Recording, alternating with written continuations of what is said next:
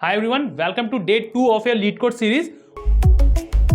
और आज का क्वेश्चन हमारे पास ये रहा। क्वेश्चन कहता है फाइंड कस्टमर रेफरी, मतलब मुझे वो सारे कस्टमर फाइंड आउट करने जिसको किसी ने रेफर करा। इसकी कुछ कंडीशंस होगी इसको ढूंढने के लिए, वो अभी हम क्वेश्चन में देखते हैं। सबसे पहले टेबल का स्ट्रक्चर समझते हैं। तो हमारे पास है कॉलम और उसके टाइप। कॉलम में क्या क्या है? आईडी, नेम और रेफरी आईडी। आईडी हमारा जो कॉलम है वो प्राइमरी की होगा, नेम हमारा varchar है और रेफरी आईडी यानी कि सेल्फ रेफरेंसिंग कॉलम है जो किसको रेफर कर रहा है? आईडी कॉलम को ही रेफर कर रहा है। एग्जांपल के लिए समझते हैं, ये 6 मार्क एंड 2। मार्क है, उसकी कस्टमर आईडी कितनी है? 6 है, लेकिन उसको रेफर किसी और ने करा है, उसको रेफर करा है 2 ने। तो 2 किसकी आईडी है? 2 है जेन की। तो इन शॉर्ट जेन ने रेफर करा है मार्क को। तो ये है मेरे टेबल का स्ट्रक्चर। अब क्वेश्चन के ऊपर आते हैं।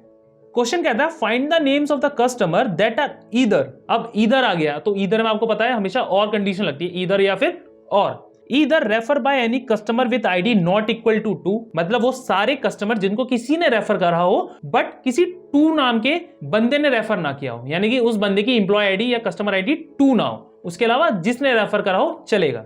और not referred by any customer, या फिर उस कस्टमर को किसी ने रेफर किया ही ना हो। और नॉट रेफर्ड बाय कस्टमर होगा तब क्या होगा डेटा के अंदर रेफरी आईडी में? तब होगा हमारे पास नल। तो मेरे पास नल होना चाहिए और वो सारे रेफरी आईडी होने चाहिए जो 2 नहीं है। Okay, return the result table in any order, किसी भी ऑर्डर में रिजल्ट कर सकते हैं, तो ऑर्डर बाय की हमें कोई टेंशन लेने की जरूरत नहीं है। इसको हम सॉल्व करते हैं। सेलेक्ट आउटपुट क्या होना चाहिए मेरा? आउटपुट में नेम आना चाहिए। ओके, तो select name from customer table where referee ID यानी कि दिस नॉट इक्वल टू 2 और रेफरी आईडी इज नल। ये होगा हमारा कोड इसके लिए। इसमें मैं क्या कह रहा हूं? सबसे पहले तो सेलेक्ट स्टेटमेंट में मेरा नेम आ रहा है, फिर जहां पे मैं एक फिल्टर लगा रहा हूं, किसमें लगा रहा हूं? रेफरी आईडी में, क्योंकि क्वेश्चन में क्या बोल रहा था मेरे पास रेफरी आईडी की कंडीशन थी, तो वहीं पे मैं फिल्टर लगा रहा हूं where referee ID not equal to 2। Not equal to लिखने के 2 तरीके होते हैं, एक तो ये और दूसरा होता है कुछ इस तरीके से, बट आप कोई सा भी यूज कर सकते हैं। मैं फिलहाल इसके साथ कंफर्टेबल हूं। उसके बाद मैं बोलता हूं रेफरी आईडी इज नल,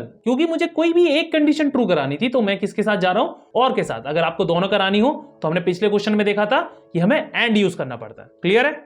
इसको रन करते हैं और देखते हैं कि हमारे कितने टेस्ट केसेस पास हो पाते हैं। एक्सेप्टेड, यानी कि मेरा जो कोड है वो रन हो गया, केस 1 पास हो गया। अब मैं सबमिट पे क्लिक करता हूं, लेट्स सी कि सारे टेस्ट केस पास हो पाते हैं या नहीं हो पाते हैं। ओके, मेरे सारे टेस्ट केसेस पास हो गए और मेरा जो टाइम है इस कोड को रन करने के लिए कितना ले रहा है? 5:38 और 5:45 के बीच में, which is a okay time. Clear है? तो ये था हमारा डे 2 का क्वेश्चन। मिलते हैं डे 3 पे।